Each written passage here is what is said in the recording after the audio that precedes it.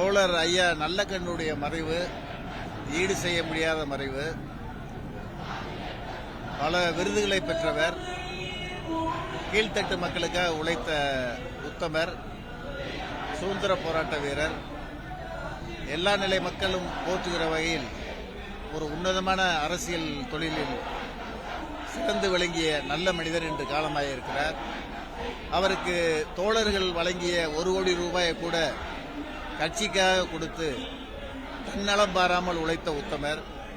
தமிழ்நாடு முதல்வர் தளபதி ஸ்டாலின் அவர்கள் தசைதால் விருது, சிறந்த தமிழ்நாடு தலை சிறந்த விருதுகளை வழங்கி 10 லட்சம் கொடுத்த போதும் கூட அந்த 10 லட்சத்தோடு 5000 ரூபாய் சேர்த்து 10,05,000 முதல்வர் நிதிக்கு கொடுத்து சிறப்பு செய்தவர் ஐயா தோழர் நல்லக்கண் அவர்கள்.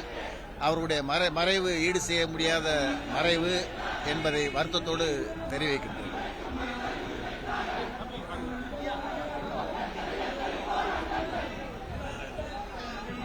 முதுபெரும் அரசியல் தலைவர்,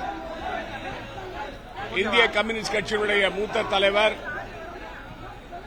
101 ஆண்டு வாழ்ந்து சமுதாயத்தில் ஒரு அரசியல் தலைவர் தன்னுடைய அரசியல் வாழ்க்கையில், பொது வாழ்க்கையில் எப்படி வாழ வேண்டும் என்பதை நமக்கெல்லாம் எடுத்துக்காட்டாக கூறிய மரியாதைக்குரிய தலைவர் நல்லக்கண் அவர்கள் இப்பொழுது நம் மத்தியிலே இல்லை. எளிமையானவர், இனிமையானவர், எல்லோரிடமும் அன்பாக பழகக்கூடியவர், கம்யூனிஸ்ட் சித்தாந்தத்திலே தன்னை முழுமையாக ஈடுபடுத்திக் கொண்டு ஏழை எளிய மக்களுக்காகவும், விவசாய தொழிலாளிகளுக்காகவும், தொழிலாளர் வர்க்கத்துக்காகவும், குறிப்பாக வாழ்க்கையிலே தள்ளப்பட்டவர்கள், அமைப்பு சாரா தொழிலாளர்கள், இவர்களுக்காக போராடிய தலைவர் மரியாதைக்குரிய நல்லக்கண் அவர்கள்.